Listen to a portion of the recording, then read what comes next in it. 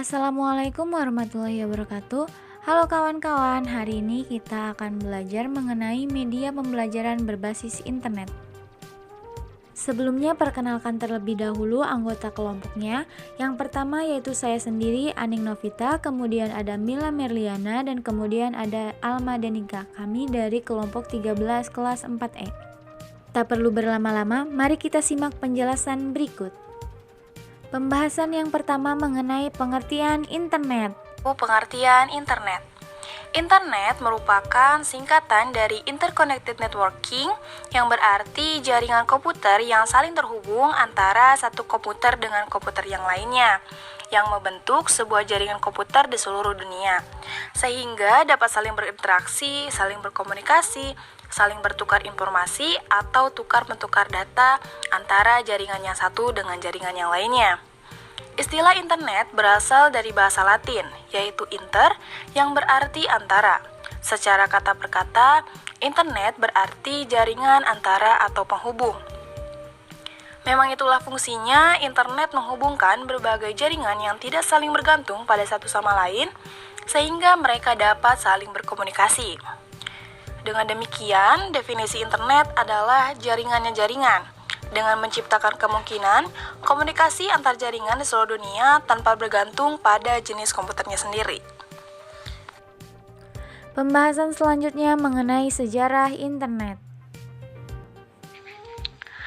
Sejarah internet. Internet merupakan jaringan komputer yang dibentuk oleh Departemen Pertahanan Amerika Serikat pada tahun 1969 melalui proyek ARPA yang disebut ARPANET, Advanced Research Project Agency Network, di mana mereka mendemonstrasikan bagaimana dengan hardware dan software komputer yang berbasis unik, kita bisa melakukan komunikasi dalam jarak yang tidak terhingga melalui saluran telepon.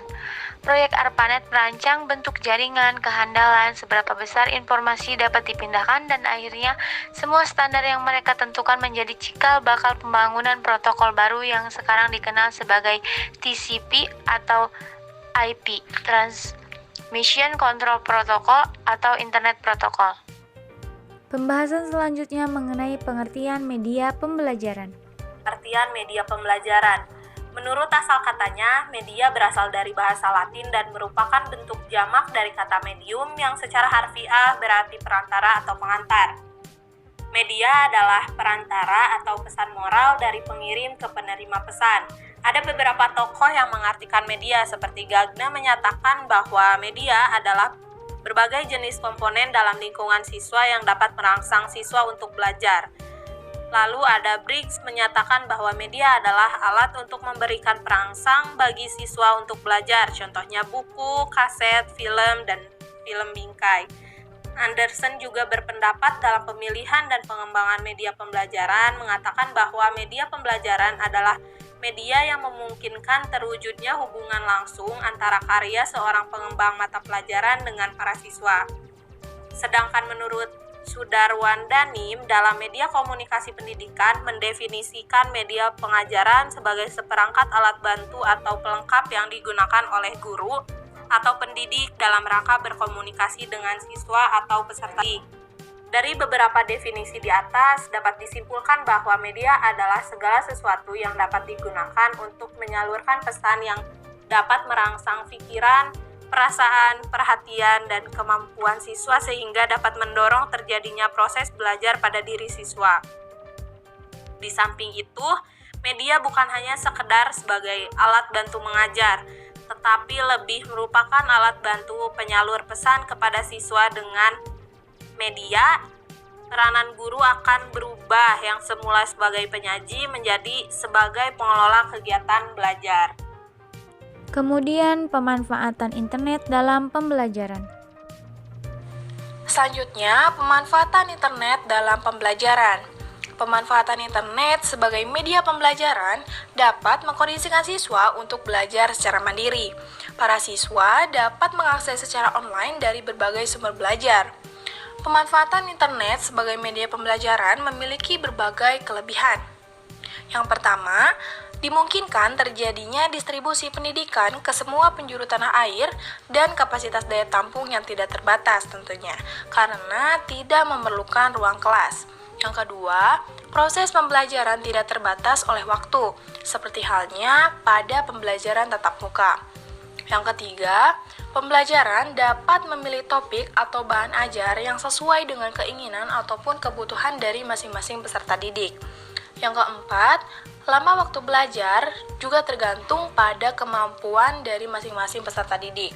Dan yang terakhir, adanya keakuratan atau kekinian dari materi pembelajaran. Pembelajaran dapat dilakukan secara interaktif, sehingga dapat menarik siswa dan memungkinkan pada pihak berkepentingan, seperti orang tua siswa maupun guru, dapat turut serta menyukseskan pada proses pembelajaran, dengan cara mengecek tugas-tugas yang dikerjakan oleh peserta didik secara online. Pembahasan yang terakhir mengenai kelebihan dan kekurangan internet sebagai media pembelajaran. Kelebihan dan kekurangan internet sebagai media pembelajaran. Dalam proses pembelajaran, media internet juga memiliki kelebihan maupun kekurangan. Yang akan kita bahas pertama yaitu mengenai kelebihan media internet. Yang pertama, internet memberikan sambungan atau konektivitas dan jangkauan yang sangat luas, sehingga akses data dan informasi tidak dibatasi waktu, tempat, dan negara. Lalu yang kedua, akses informasi di internet tidak dibatasi oleh waktu karena dunia maya yang dihadirkan secara global tidak pernah tidur. Dengan kata lain, kita dapat melakukan pencarian informasi melalui internet kapan saja selama 24 jam sehari dan 7 hari dalam seminggu. Yang ketiga, akses informasi melalui internet lebih cepat bila dibandingkan dengan mencari informasi pada halaman-halaman buku-buku di perpustakaan. Kita tinggal mengklik icon tertentu, maka apa yang kita inginkan akan muncul di layar monitor komputer kita. Lalu yang keempat, internet juga menyediakan kegiatan pembelajaran interaktif seperti fasilitas e-learning yang diselenggarakan oleh lembaga-lembaga tertentu yang dapat meningkatkan kemampuan intelektual kita seperti sekolah menulis online dan sebagainya. Tentu saja dengan menjadi anggota pada kegiatan tersebut dan mengikuti ketentuan yang telah ditetapkan oleh lembaga tersebut. Lalu yang kelima, kita dapat berdiskusi dengan teman sebaya atau setingkat mengenai berbagai hal jika kita memasuki mailing list atau melakukan chatting. Yang terakhir yaitu yang keenam, bila dibandingkan dengan membeli buku atau majalah asli, penelusuran informasi melalui internet jauh lebih murah, apalagi pada saat ini banyak situs yang menyediakan jasa informasi secara cuma-cuma. Kita tinggal mengunduh atau mencetak informasi yang kita butuhkan.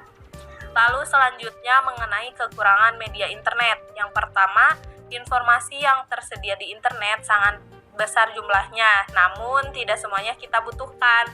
Lalu yang kedua, internet bersifat interaktif dengan menyediakan banyak sekali link-link menuju situs tertentu yang terkadang membuat kita menggoda untuk mengkliknya, yang justru membuat pencarian informasi kita terbengkalai dan lepas kendali. Lalu yang terakhir, yaitu yang ketiga, salah satunya kelemahan internet yang sangat terasa dan sangat mengganggu adalah resiko terkena virus komputer yang mudah menyebar, baik melalui email maupun melalui file-file yang kita unduh.